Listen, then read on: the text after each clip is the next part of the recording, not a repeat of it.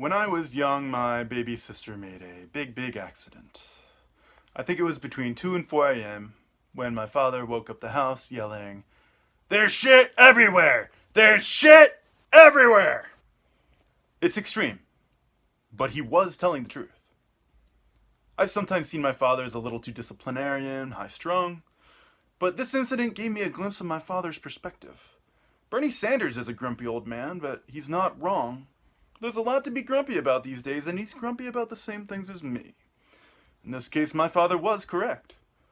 The baby had crawled around the house with a full diaper. It spilled everywhere, got on their hands and knees, got everywhere. There really was shit everywhere. It's not her fault. She was a baby. These things happen. But that's my point. Shit happens. You can't pretend away the shit. Right now, this anecdote is a parable for everything. Sometimes you need someone to sound the shit everywhere alarm. Sometimes the shit really is everywhere, and I feel like Bernie is that guy. He's just publicly admitting there's shit everywhere.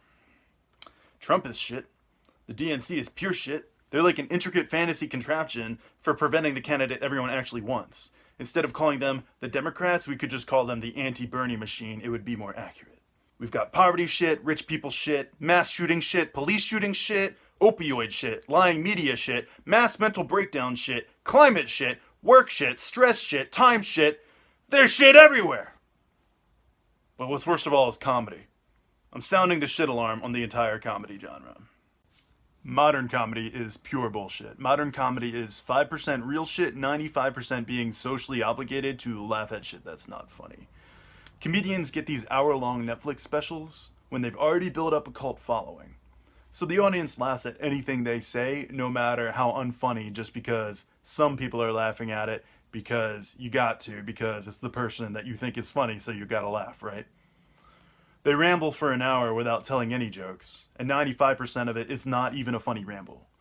The routine I'm doing right now follows the same exact formula, and it's not funny either. Once you realize that most comedy isn't funny, your life goes in weird directions. You try to figure out what is funny. You scrape through the 95% of bullshit to the 5% of real shit. You encounter every category of bullshit on the way. You go on Wikipedia and read the entry on theories of humor. Well, it's cheaper than comedy lessons.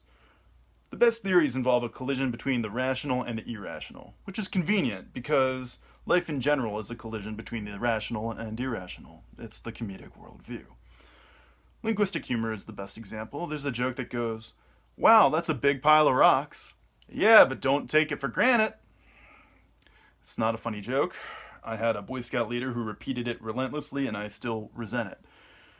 Point is, every double entendre joke invokes two different definitions that are both valid, but bringing them together in a context where both definitions apply unexpectedly. Like taking something for granted means you don't appreciate it, but taking something for granite means you're mistaking it for granite when it might actually be limestone. The joke doesn't fully work because it lacks the proper setup for the first definition. There is no reason to assume anybody in the joke was underappreciating the pile of stone. It's not really funny. A better example, which I did not come up with, is whenever I feel blue, I start breathing again. See, that's blue is depression, but also suffocation. That's an actual joke. Podcast comedy is the worst. It went too far, with meta-humor imploding on itself to the point of incoherence as some kind of radical absurdism, which was funny the first billion times. It's boiled down to people making grunting noises and pretending unfinished sentence fragments are jokes without punchlines that are just too smart for you to understand. But the other half the time, it's like Twitter news junkies giving a hipster version of a 538.com analysis of current events, which is pretty bad given that Nate Silver already has quite the beard. What's missing from all of them is any real kind of plan. I always declare anyone in my vicinity to be a self-appointed revolutionary legislature. Form it out of anybody, form it out of yourself. Any random people would be a better government than Congress. When you combine this approach with street protests demanding the resignation of the current government, this formula has created conditions of mass resistance sufficient to overthrow governments in over 20 countries. But most comics aren't going to do anything about it. In actual practice, they just complain. Ultimately, comedy is bad because the world is, which is why we gotta talk more about the situation. As I've said, there's shit everywhere. We got the class struggle shit pipe, the racial oppression shit pipe, the gender shit pipe, the nationality shit pipe, and the environment shit pipe. There is shit everywhere. All these shit pipes are spraying shit everywhere, and all of us affected are stuck in the same shit room, with all the shit spraying all over all of us, and we're all yelling at and blaming each other for all the shit covering everyone. Disability doesn't make the list. I'm disabled, I get it. There's already more shit than we can mentally process, so things go by the wayside. So obviously every interest group runs straight to assuming that the main source of all the shit is the shit coming out of their own particular shit pipe. And anyone who isn't solely focused on their shit pipe must be some kind of shit supporter who thinks that group deserves to be covered in shit. Well, I think it's about the money. So I go to the wealth shit pipe and I start turning the crank, hoping it will stop the main shit and all the other shit.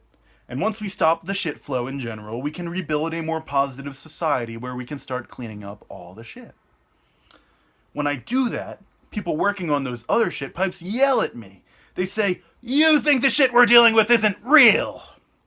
And I'm like, "No, I do. All the shit is real." And they say, "All this shit is your fault, white man." And I'm like, "No, it's not. I'm covered in shit too. I just want all the shit to stop." And then they say, "Well, it's your own fault. You're covered in shit. And all of our shit is your fault too."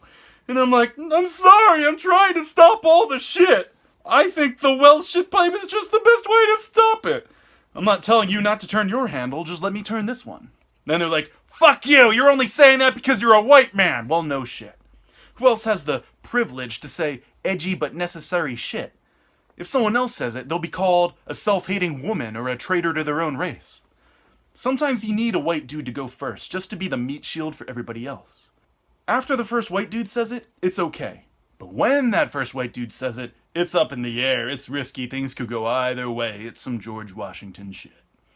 So I say, look, all the shit is real, but the only way to stop the shit is by taking control of the institutions and resources of society to create true material equality for everyone, and that means we gotta tackle this wealth shit pipe. And they say, "Fuck you, everything you ever do and say is always wrong every time."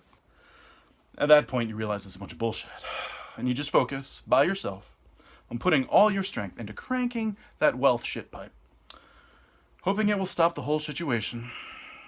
First, you're alone. Then your bros come over like, "Yo, dude, we understand. It's a lot of bullshit." Then some people from the other shit pipes come over like, "Hey, don't worry about all that shit people were giving you. On the down low, we know this is the main shit pipe. We'll help you turn this crank." Then you get a coalition forming, alright. So you run for mayor of Burlington, Vermont, and become the first Democratic Socialist president of America. But what if you become president and Congress blocks all your proposals? They are the biggest shit pile after all. Then it's time for our self-appointed role-play government to order the arrest of Congress. Well, it's not the first option. First you protest, build a new government, and convince the government agencies to change sides. But the old regime frequently refuses to go away, so somebody's gotta dredge the shit.